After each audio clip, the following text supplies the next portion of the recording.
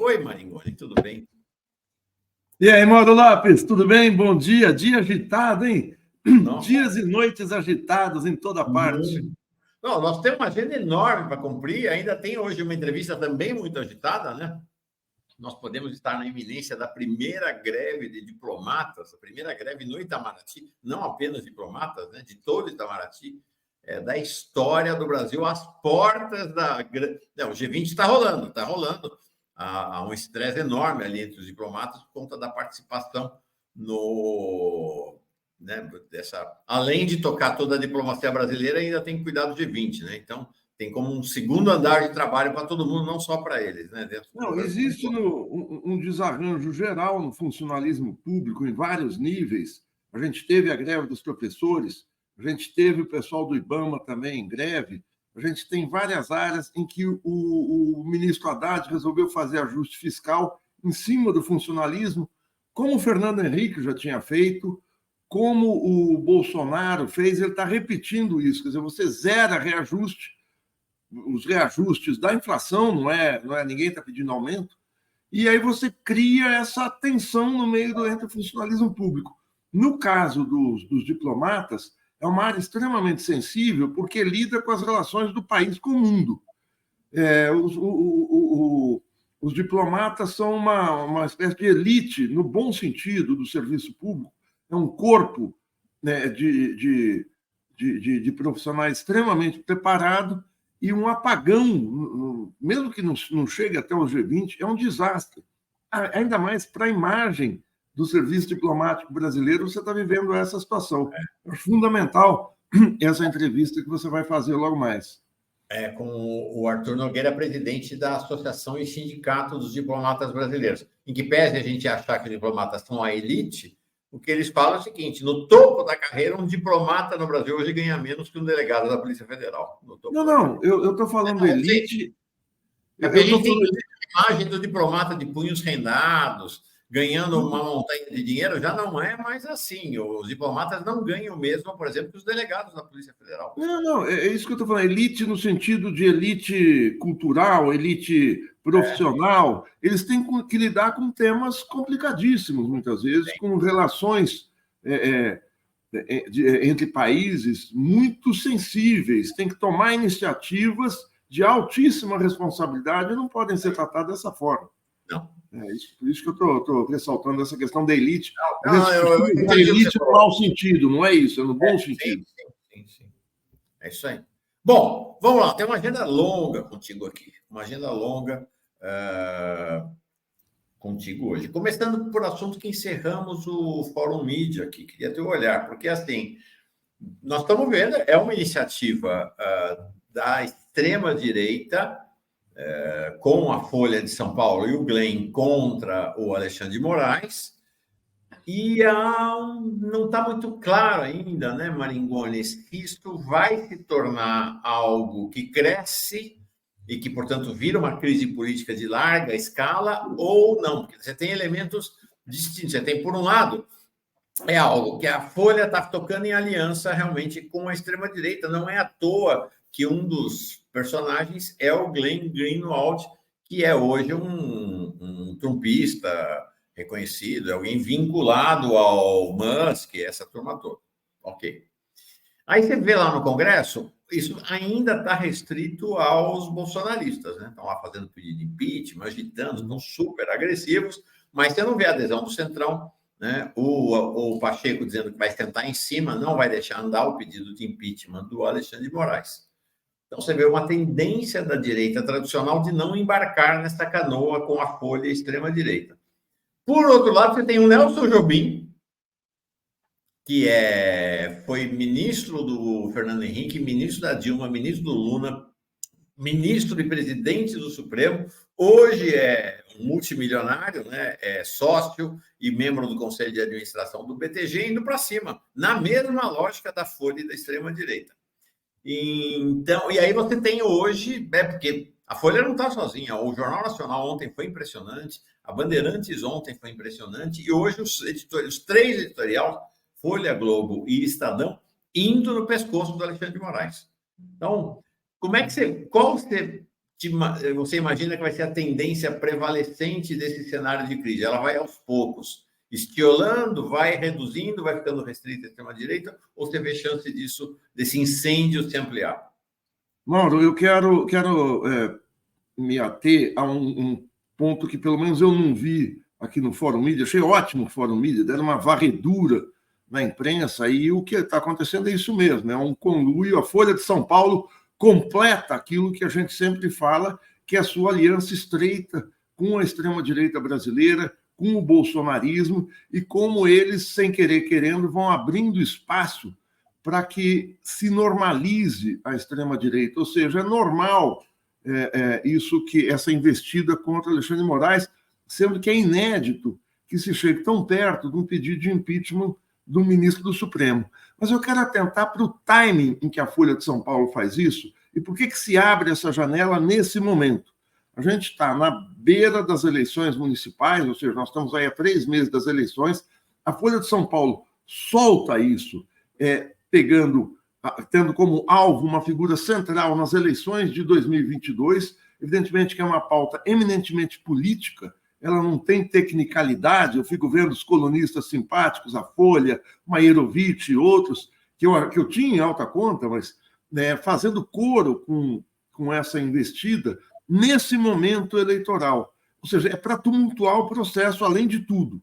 Você cria uma marola que parece que a situação está incontrolável, num momento também difícil para o governo. Mas eu quero chamar a atenção para um personagem que fica mais atrás, não está no proscênio, não está na frente do palco, que é o Procurador-Geral da República, Paulo Gonet, que poderia ter, de alguma maneira, evitado ou mitigado ou diminuído essa investida se tivesse aberto os processos contra Bolsonaro e sua família. E o Gonet usou do seguinte argumento para protelar essa abertura, que é o seguinte: não vamos tumultuar o processo eleitoral. Veja só, essa parece uma operação casada. Eu não vou tumultuar para deixar vocês tumultuarem. Quer dizer, qual é o trabalho que o Gonet, para mim, é a grande interrogação desse sentido, porque isso poderia não estar acontecendo, ou está acontecendo com uma repercussão muito menor. O que ele está dando ao tempo? Ele está dando ao tempo para o bolsonarismo, de alguma maneira, se legitimar, colocar em dúvida todos os processos contra Bolsonaro. O que eles estão criando é o seguinte: estamos diante de uma nova Lava Jato no sentido farsa. Nenhum desses processos pode seguir adiante. E o Paulo Gonet é uma figura esquisitíssima, né? Até hoje, a gente se pergunta por que o Lula nomeou o Paulo Gonet, que era uma figura pró-ditadura. Eu me lembro que é o Edgar Angel, que não é uma pessoa de esquerda, pelo menos uma tradição de esquerda, fez um relato emocionado de como foi a negativa do Paulo Gonet na comissão, quando ele representava o Ministério Público na Comissão de Mortos e Desaparecidos, a negativa em dar a indenização, de aprovar o pedido de indenização em cima do assassinato da sua mãe, a estilista Zuzu Angel, lá nos anos 70. Então, o Paulo Gonet já tinha um histórico de que era um homem de direita, e o Lula, mesmo assim, o nomeia. Então, o Lula também precisa falar um pouquinho. Quer dizer, claro que ele não responde no dia a dia do Gonet, mas ele sabia quem era o Paulo Gonet.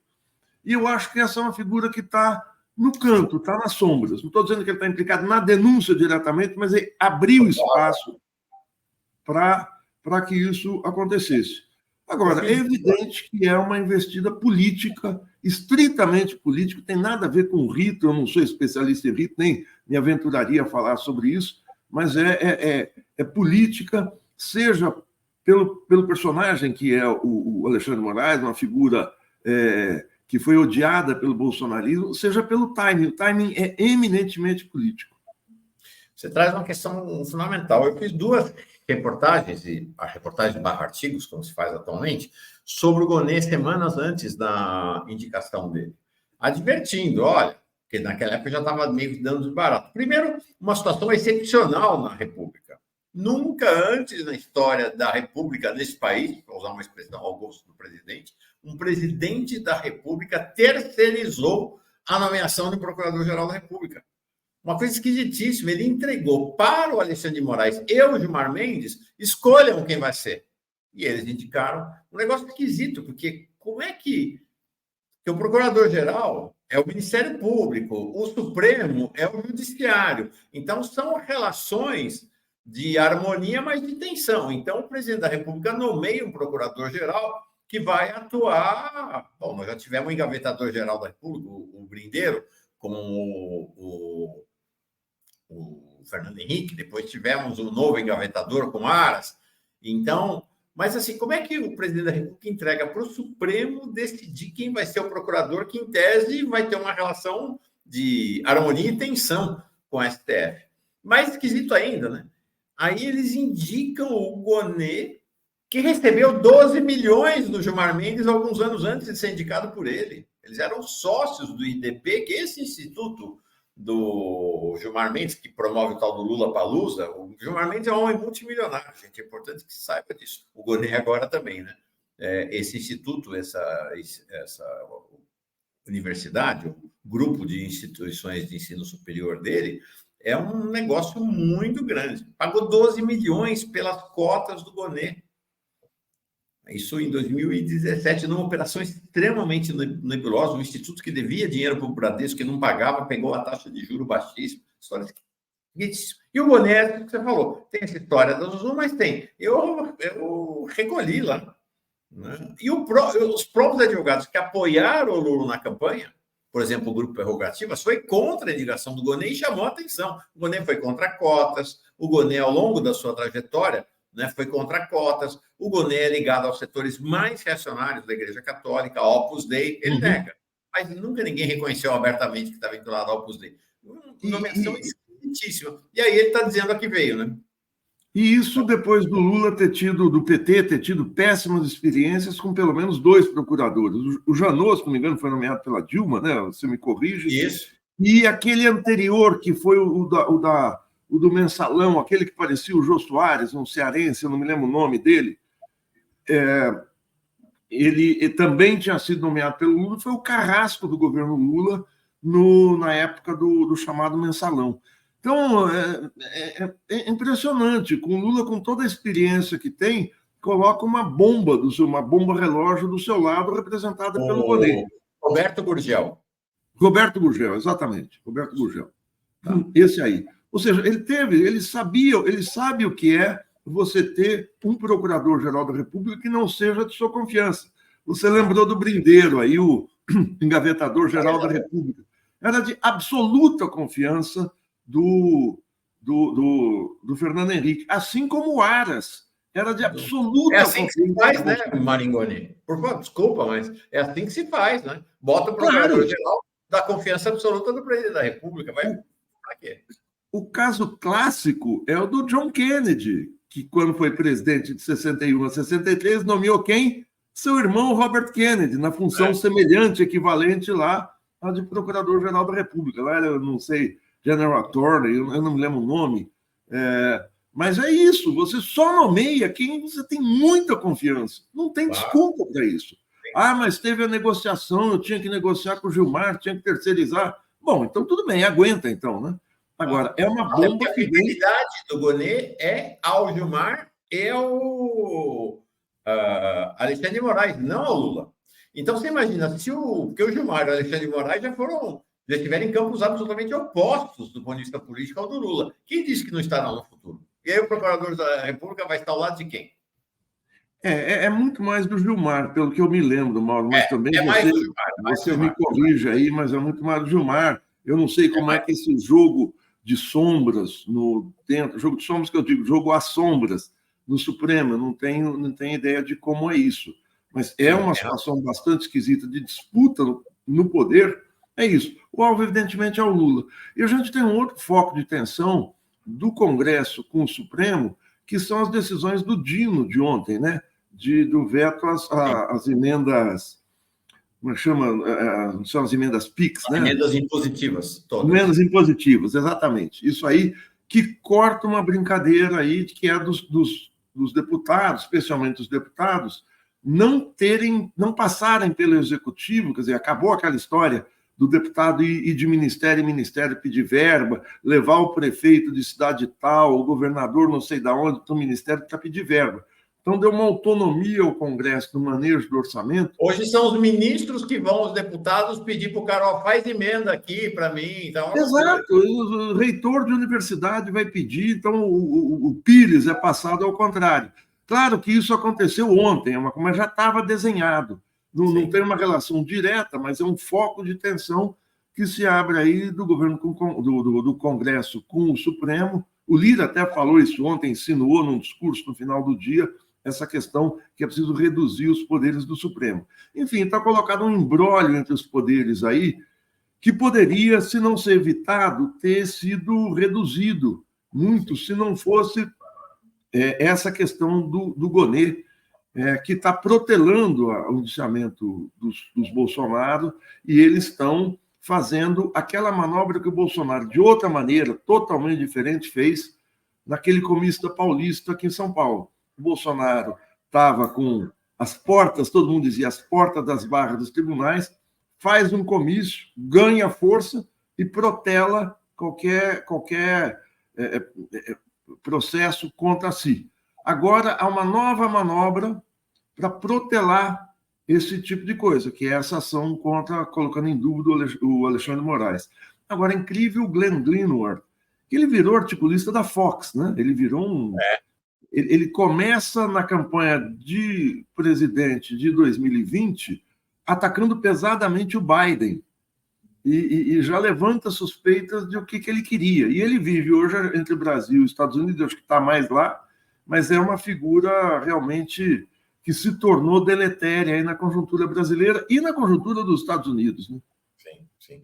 Agora, interessante, porque há uma alegação, me parece que miopia política, né? Várias pessoas, inclusive de esquerda, defenderam que não, melhor segurar o início dos processos, porque os processos, gente, não começaram. Está na fase ainda de inquérito e indiciamento. O processo só vai começar quando o Procurador-Geral da República denunciar, e ele pode, inclusive, arquivar, hein? Ele pode arquivar, pode mandar arquivar. É quando ele denunciar. Não teve denúncia nenhuma do Gonê. Havia uma tese lá atrás de que é o seguinte, não, vamos deixar o Bolsonaro cozinhar em fogo lento que ele vai enfraquecendo cada vez mais. Uma tese absurda. Eles só estão se fortalecendo e imagina se o Trump ganha a eleição, o que acontece, né? Não. E o Bolsonaro estimula seguidores seus, como aqui em São Paulo, esse marginal do Pablo Marçal, que é um Bolsonaro, na verdade, ele é mais que um Bolsonaro, ele é um imitador do Milei, né? O sujeito que vai para o debate para causar, se torna o personagem central dos debates. E eu fiquei, assim, eu vi os dois debates, ontem eu só pude ver alguns trechos, eu não vi inteiro, mas ele bota o Boulos na parede, e o Boulos entra na dele. Eu não sei se você chegou a ver, Mauro, o Boulos já é alguém experiente em debates, mas tem coisas que você não aceita. Desculpa, eu não estou mudando de assunto, mas eu estou dizendo... Não, exatamente, eu queria fazer a ponte para esse assunto, que é esse ambiente de degradação da democracia brasileira. Né? Essa coisa, o Pablo Marçal, ele não é uma coisa de São Paulo, ele tem a ver com essa degradação geral da democracia brasileira e as instituições inertes, né? Inertes. Eu queria te ouvir sobre isso. Olha só, Mauro, eu participei de debate há 10 anos atrás na televisão, não tinha esse tipo de enfrentamento ou essa ameaça à democracia brasileira. Minha campanha foi ultra modesta aqui em São Paulo e tal, mas eu conheci um pouco o que é esse nervosismo do debate. O debate é uma coisa muito tensa para quem vai no debate, porque qualquer deslize você cai, você arrasa. Eu não estava disputando como Boulos lá em cima, eu estava lá embaixo, não tinha esse problema, eu tinha muito menos compromisso. Mas eu notava também nos outros candidatos essa timidez de você tomar uma posição mais ousada, que o Boulos está lá na dianteira junto com o Nunes, ele pode cair com isso. Mas tem algo que ele precisaria fazer, eu não estou dando conselho nenhum, eu estou dando minha opinião, que é o seguinte: o Pablo Marçal não pode ser considerado interlocutor de ninguém que defende a democracia. O Boulos ontem engrossou, isso é coisa de marqueteiro, que isso eu conheço. O que foi o seguinte: ele foi condescendente com o Marçal no debate da Band, porque ele não esperava aquele grau de agressividade, ele aponta o Marçal, ele dá uma fungada, você viu isso, né? E aponta o Boulos, e no debate de ontem chama o Boulos explicitamente de cheirador. E o Boulos fica batendo boca com ele, dizendo que você é viciado, viciado é você. Aí o Boulos tira da cartola uma frase que o marqueteiro falou para ele: você é viciado em fake news. Essa frasezinha espirituosa que não quer dizer absolutamente nada. Quando o que ele deveria fazer é parar o debate, chamar a direção do Estadão, da FAAP. Isso aqui não é admissível, esse sujeito não é meu interlocutor, e na hora que ele bate boca com o Marçal, ele faz o que o Marçal quer, se coloca no nível do Marçal. E estão disputando no espaço democrático. Não é isso. Tem que parar o debate, as regras não podem admitir algo que é um crime de calúnia. Então, não é ele engrossar com o Marçal. Depois eles se sentaram na cadeira, ficaram quase quase chegaram nas vias de fato. Não vai tomar a carteira de trabalho de um e de outro. Não pode. Ele tem que sair do nível do Marçal. Ele tem que sair da lógica do debate. Tem que pautar o debate de outra forma. Tem que parar o debate e chamar a direção. Acaba, isso aqui não pode continuar. Se ele não faz isso, isso é arriscado, porque, claro, ele pode perder com isso, mas ele pode ter muito a ganhar também por virar a notícia central do debate, pensando até mercadologicamente, marqueteiramente, no debate. Mas se equivaler ao outro, não pode. É isso aí. Olha aí. Agora, Maringoni, me parece, eu ando preocupado com o Estatuto da Democracia Brasileira.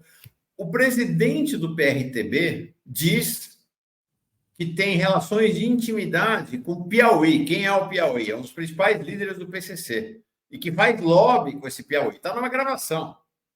O presidente do PRTB em São Paulo, esse é o presidente nacional, o Avalanche. O presidente do PRTB em São Paulo, que é o Levir Fidelix Júnior, é uma família, uma quadrilha, essa família Fidelix. Né? Eles fizeram fortuna com o PRTB. Né? Agora o Fidelix morreu, está lá o filho. Inclusive tem uma briga na família lá entre eles pelo espólio. Né? Gente, tão bom quanto fundar a igreja nesse país é fundar partido político, tá? Claro. Para enriquecer. Mesma coisa. Porque você cobra pedágio de quem vai se candidatar. De todo mundo. Tinha denúncias contra, por exemplo, o Levi Fidelix, né? Teria vendido. É o dízimo, né? É o dízimo. Mas o que eu estou falando, Mauro, isso é uma coisa, isso tem que ser no nível judicial. É que o debate, pouquíssima gente assiste um debate às 10 da manhã. Mas o debate é feito para você recortar pedacinhos. Mídias, claro, nas mídias. E botar no TikTok e colocar aqui. Você fica o dia inteiro martelando aquela cena dele chamando de cheirador, chama de cheirador, chama. Pronto, pegou, virou cheirador. Nunca, além do que, nunca houve uma denúncia contra o Boulos sobre isso. Não, queria chamar a atenção sobre esses dois aspectos, né? O aspecto jurídico e político. O vice-presidente do PRTB em São Paulo foi preso por extorsão mediante sequestro. 2 semanas atrás, o Marçal posou numa favela, numa foto lá em Paraisópolis, ao lado do irmão do Piauí, do PCC, que é o líder do PCC lá em Paraisópolis. O sujeito tem, gente, ele declarou 195 milhões de reais de patrimônio e, assim, esqueceu 22. Tem mais de 200 milhões. De onde vem o dinheiro desse sujeito? Incrível. O cara é coach. Como é que o cara tem 200 milhões? Enfim, me parece o seguinte, você tem uma certa paralisia, tanto na esfera do judiciário, quanto na esfera da política, porque me parece que essa postura do Boulos de dificuldade de lidar com o Marçal é a mesma postura da justiça eleitoral e da justiça comum de lidar com esse sujeito. Então, você tem como se as instituições brasileiras... De novo, a gente achou que o filme de 2018 tinha acabado. Pelo jeito, não acabou, né, Maria? Não acabou. Não acabou porque aqui do lado o Milei teve sucesso encarnando esse personagem. Claro que isso é um personagem criado. Então, se não há limite para o escândalo, não há limite para a mentira, não há limite para esse tipo de comportamento, vamos adiante. O que importa no debate não é argumento, o que importa é quem sai ganhando. O Marçal ganhou entrevista no G1, vamos querer saber quem é ele. Ele virou um personagem da eleição. Ou seja, se naturalizou o Marçal aqui em São Paulo. Se naturalizou esse tipo de comportamento e esse tipo de personagem com essa teia de ligações que você está se referindo aí. E aí é muito interessante, né? Porque a gente tem 2 personagens que vale a pena olhar. Você tem o Datena. O Datena, ele representa o universo da velha mídia, da televisão tradicional. Está sendo massacrado. Todo mundo achava que, inclusive, ele ia se dar bem, está sendo massacrado. Este Marçal representa o universo das novas mídias, das mídias sociais, das plataformas. É interessante ver o velho mundo, com Datena, e o novo e dramático mundo da distopia, com o Pablo Marçal e o Boulos e a Tabata ali tentando se equilibrar entre o velho e o novo mundo. Né? Agora, você pega a continuidade disso também. A gente está falando da Folha fazendo coro com a extrema-direita. Ontem o Estadão também fez, porque levantou quantas vezes o Boulos falou positivamente em relação à Venezuela, falou da Nicarágua, falou de Cuba e não sei o que e tal. Ou seja, tentando fazer coro com o Pablo Marçal para desgastar quem está na frente das pesquisas. Então, existe essa operação casada, essa naturalização da extrema-direita em toda a linha. Seja nos bolsonarismo, aí nessa questão do Alexandre de Moraes, a Folha, seja o Estadão no Globo. A nossa mídia tradicional, nossa, eufemisticamente falando, mas já naturalizou a extrema-direita, já naturalizou o golpismo e está dando impulso a isso. A infiltração, a entrada da extrema-direita não pegou só as instituições da política, Congresso, Prefeitura, Presidência da República, mas contaminou a imprensa também. Isso é claro. Para encerrar, Alinha, temos 3 minutinhos só. A gente atrasou o programa inteiro hoje e o embaixador Arthur Nogueira está direto de Lusaka, a capital da Tanzânia, da Zâmbia. Ele que é o embaixador do Brasil na Zâmbia, vai falar com a gente em 3 minutinhos, mas eu não queria deixar você sair sem falar sobre o tema Venezuela. Hoje, agora, daqui a pouco, 10 da manhã, vai atrasar, é evidente, o Celso Amorim vai estar na Comissão de Relações Exteriores do Senado, com certeza vai sofrer diante de um verdadeiro pelotão de fuzilamento. O governo Lula é o governo Lula, né? Essa coisa vacilante, né? Hora para cá, hora para lá, eu digo mezzo mussarela, mezzo calabresa, e enquanto isso, surpreendentemente, o México, nesse momento, assume a liderança da luta anti-imperialista na América Latina, rompeu com essa armação, né, essa montagem que o governo Lula fez com México, Brasil e Colômbia, para tentar pressionar o Maduro, disse que não vai pressionar, está fora disso, né? Nem ligou para o Lula, né? Simplesmente não atendeu o Lula, né? Cancelou a participação dele nesse grupo e hoje, inclusive, deu uma declaração fortíssima contra os Estados Unidos, acusando os Estados Unidos de financiarem a oposição de extrema-direita a ele e ao Morena, que é o partido dele, e da Cláudia Sheinbaum, a nova presidenta, que toma posse em janeiro, lá no México. Tá um cenário bem complexo também, né, Marico? Mauro, eu vou tentar em 3 minutos, então. Eu acho que o governo Lula está pisando no tomate agora. Né? Ele começou bem, mas entrou numa... E eu achei que eu ia conversar sobre isso com você. O governo Lula é um governo em processo de desorganização. Né? É um governo que não se organiza com uma meta positiva, não tem o desenvolvimento. Isso é outro papo, mas tem como meta o ajuste fiscal, tem como meta o corte, o desmonte. Então ele vai desmontando a ele próprio. Nesse caso, o que era a joia da coroa no primeiro e no segundo governo Lula, em especial, que era a diplomacia, está rateando muito pesado. A nota dos 3 presidentes para aquele período ali da primeira semana após a eleição foi muito boa, porque ela repeliu qualquer ingerência externa, disse que a decisão era interna à Venezuela, tinha que ser democrática, e pedia as atas. Ponto. Ficou nisso.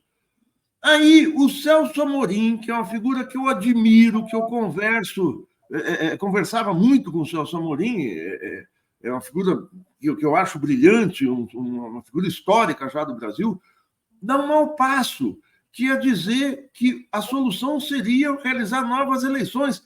Um chanceler, um assessor, um membro graduado de um governo estrangeiro não pode se miscuir a esse ponto num outro governo.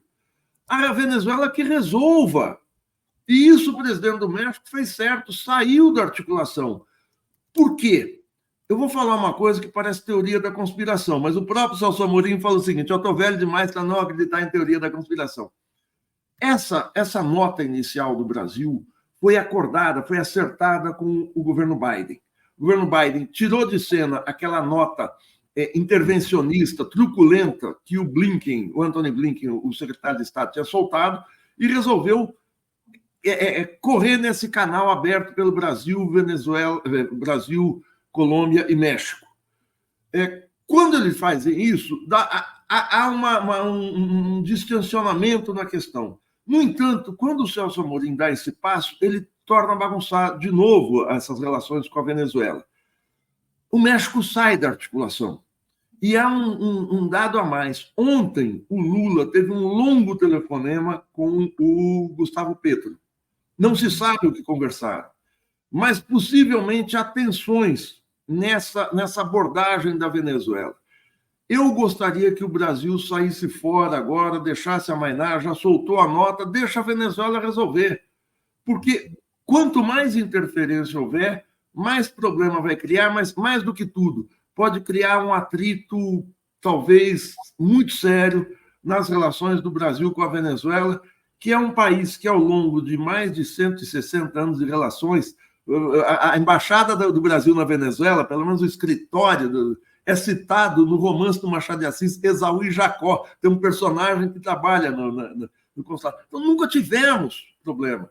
E pode começar a haver agora. Então, tomara que essa linha do Obrador seja a dominante nessa relação dos três. Tomara que o Petro também saia fora. Eu quero ouvir, estou ansioso para ver essa arguição do Celso Amorim. Claro, ele vai ser massacrado, como você falou. Isso demandaria muito mais conversa. Eu estou dando aqui só um aperitivo, Mauro. Quero quinta-feira que vem, se puder, volta aqui. Precisamos continuar essa conversa, tem outros temas. Mas é isso, além do tiro do pé, né? Sim, em 2014, o Aécio fez exatamente o que a extrema-direita está fazendo na Venezuela, né? Teve fraude e exige recontagem. Se imagina se a moda pega. Os Estados Unidos vem e fala, não, tem que fazer nova eleição. Em 2022, o Bolsonaro disse que teve fraude. Você imagina se os Estados Unidos fazem como o Celso Amorim fez em relação à Venezuela e fala, não, para evitar qualquer problema, se faz como o Celso Amorim disse, né? Se os dois lados disseram que ganharam, faz nova eleição. Imagina se os Estados Unidos fazem isso aqui no Brasil. Mauro, nós que somos mais velhinhos um pouco, a gente se lembra do que foram as eleições de 2000 nos Estados Unidos e a contagem de votos na Flórida. Um mês sem ter uma decisão de quem era o presidente, se era o Bush filho ou se era o Al Gore. E ali foi também um imbróglio. Imagina se alguém viesse, alguém de um país e falasse, não, novas eleições. Aí ia ficar muito complicado. Mas é isso. Maringoni, se puder, então, já até te mandei mensagem no privado aqui, quinta-feira que vem nós precisamos falar sobre o Brasil. Quero muito aprofundar a conversa contigo sobre o Brasil, não sobre esses temas de hoje, né, dessa crise da semana, né, mas mais sobre essas linhas gerais aí que você mencionou em relação ao governo Lula. Obrigado, Maringoni. Legal, obrigado, Mauro. Um abraço a todo mundo.